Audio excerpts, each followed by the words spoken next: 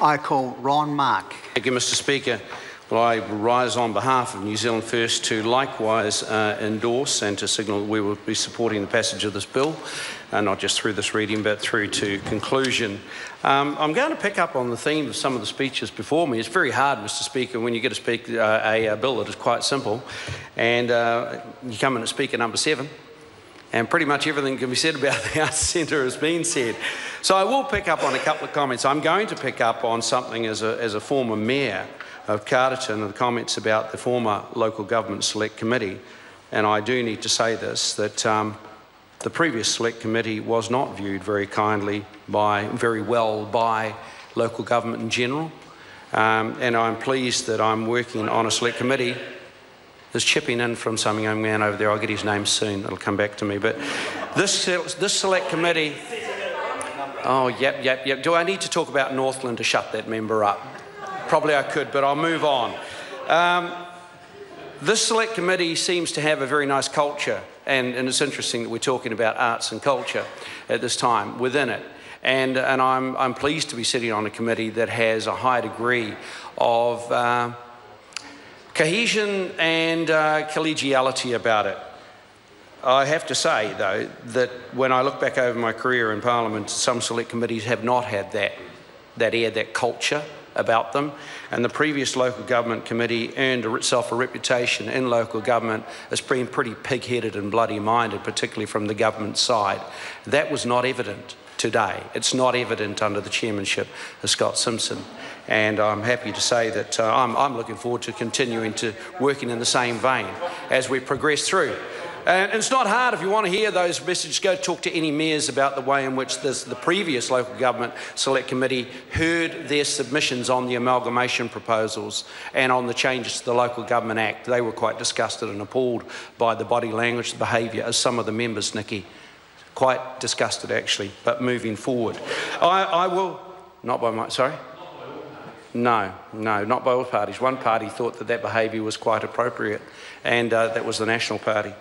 The comments about Margaret Austin and the Honourable Margaret Austin as being the chair, it gives me great pleasure to hear those comments about Margaret, because in her time both in Parliament and in Christchurch, she has done sterling work across the community. This is just another fine example of it. And I've got to say that looking at the history of the Trust, I note that the Arts Centre of Christchurch Trust Board was established in 1978. That was 4 years after I arrived in Christchurch from the North Island as a young soldier. I can say that from then, 1974, to when I left Christchurch in 2007, the transformation in the Arts Centre was absolutely astonishing. It went from being a place which had huge, obvious historic and cultural value to being a place that had all the signs of falling into disrepair and even dereliction.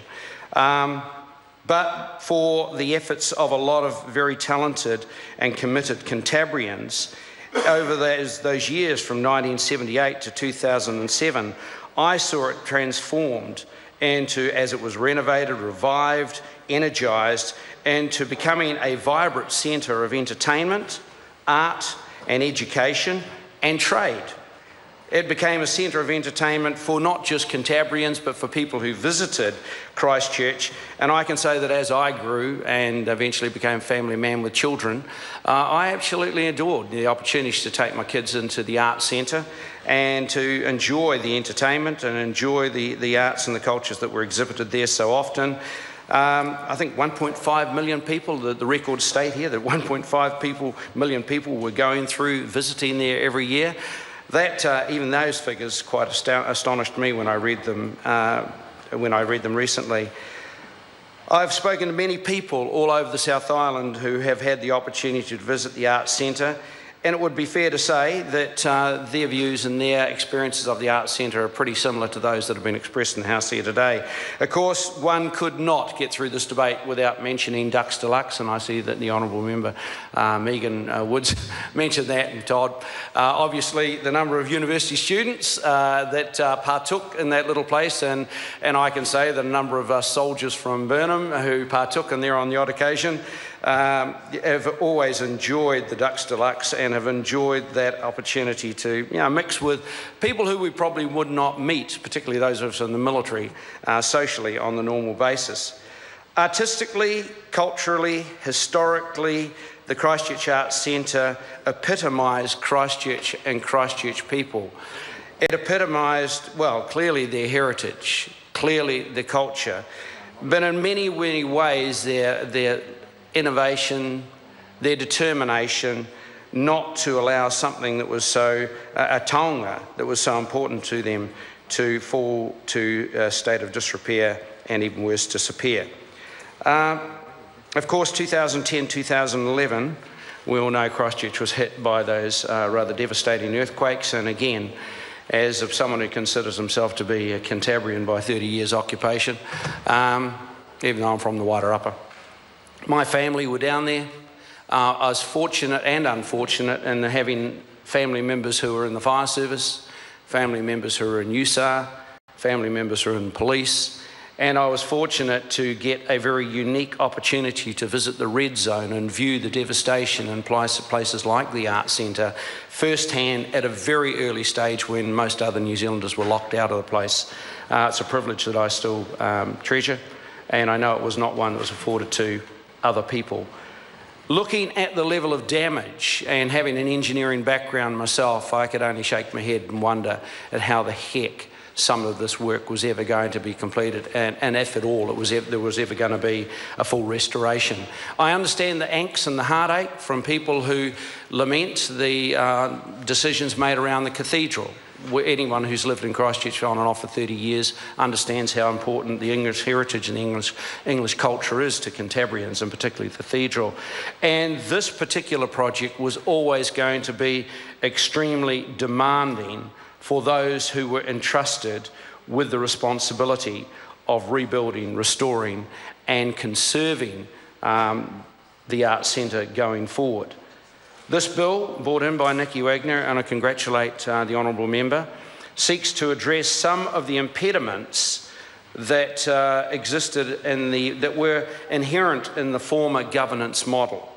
And having returned to Parliament and seen this bill, which came in last year, I can, and New Zealand First can, understand and concur with the honourable member Nicky Wagner that change was necessary if the good people of Christchurch were to do the task that was confronting them.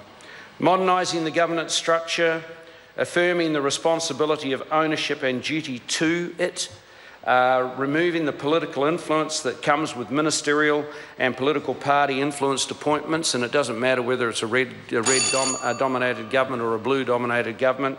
Political appointments are never actually going to deliver to you all of the skill sets that one requires in this task ahead. I know, I brought wonderful skill sets, and your Minister, Tony Ryle, absolutely acknowledged it, and I'm grateful for that recognition. But the member herself knows from her time in opposition that one can look at some ministerial appointments and think, the skill sets, given the challenges of a $290 million project to be conducted over 7 years, need, in this case, to be very defined. So these amendments to address that are very good amendments, and we support them wholeheartedly.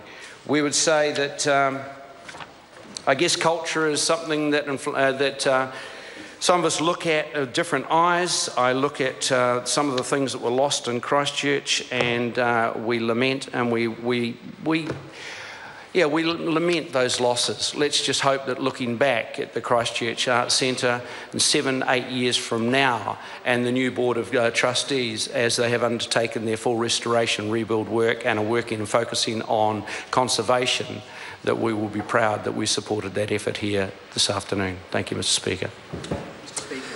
Paul Foster-Bell. Tēnā koe te mana whakawa. Good afternoon, Mr. Speaker. Sir, I rise to speak on behalf of the government in this Arts Centre of Christchurch Trust Bill second reading debate.